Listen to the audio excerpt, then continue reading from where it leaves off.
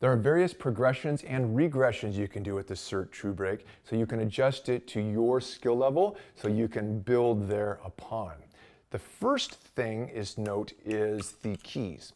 The keys go into the base, and the key difference between each one of these different keys is this landing platform right here, because this dictates how small or how large of a landing of the internal trigger mechanism to dictate whether you can continue your training or you have to do a little reset. You can see that we have some narrow ones as you get more advanced, or if you're just not quite there yet, we have some broader ones so you can start off with and then gradually work up from there. These keys are toolless upon insertion, and once you get them in, you can just kind of start cranking away in your training. But that's not the only progression and regression in your training. Another, believe it or not, is watching this fin. So this fin, I'm going to take off this rear part for right now.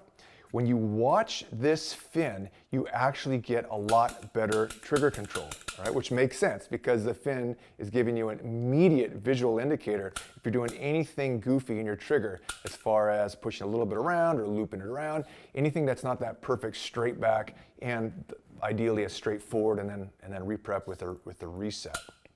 The next progression is just to look away from the fin, all right? Just don't look at it and then try to do the same mechanics. It's shockingly difficult. You'd be surprised when you get rid of that visual immediate feedback to do it on its own, to have your trigger mechanics go execute on their own. It's a little bit of a challenge. It's just a little bit of a challenge. Next challenge on this is to go full presentation.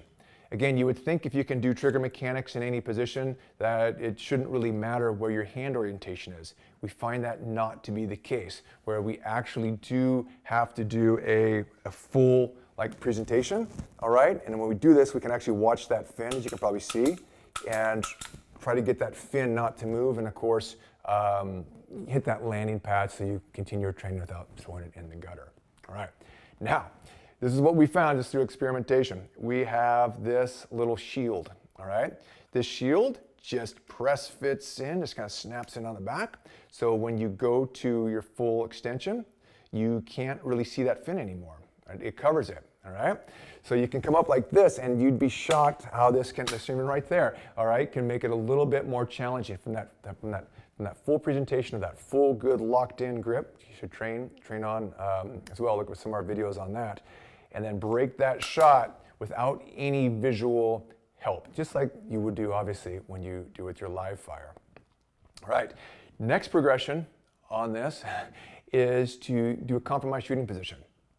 Believe it or not, you would think that if you just do a simple compromised shooting position, meaning like you're shooting around a barricade or using some kind of apparatus or a low port or a barrel or something like that, you should shoot the same. But a lot of shooters know that as soon as you get in those awkward shooting positions, compromised shooting positions, your mechanics can go down.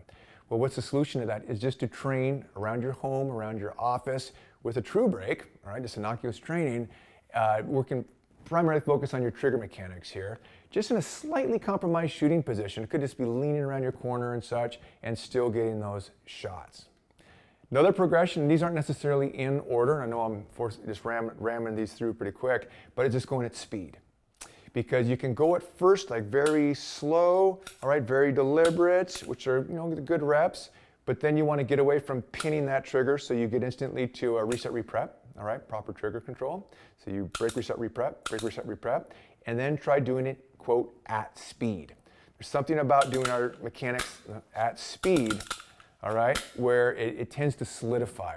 It tends to make them more accessible when we get in adverse circumstances where these mechanics will have to be so ground in that it's the only way you know how to do it neuromuscularly. You can't even not do it the right way.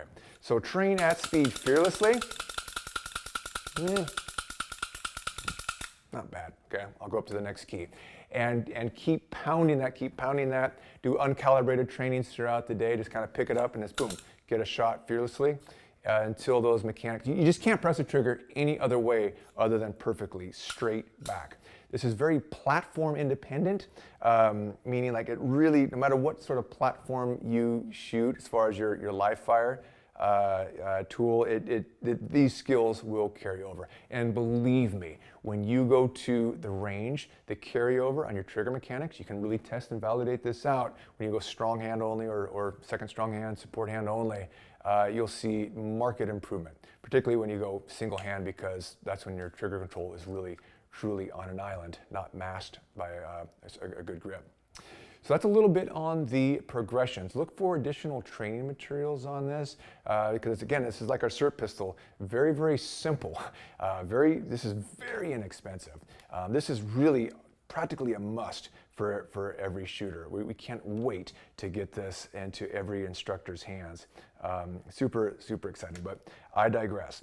So if you have any other progressions or thoughts on the training, we'd love to hear it. Just fire off an email at, you can send it to customer service at nextleveltraining.com, because once you get this in your hand, you start playing with it. Again, just cautionary tale, it is the fidget spinner for shooters, but this is probably the best type of addiction that I've ever had in my life. So take care. Mike Hughes.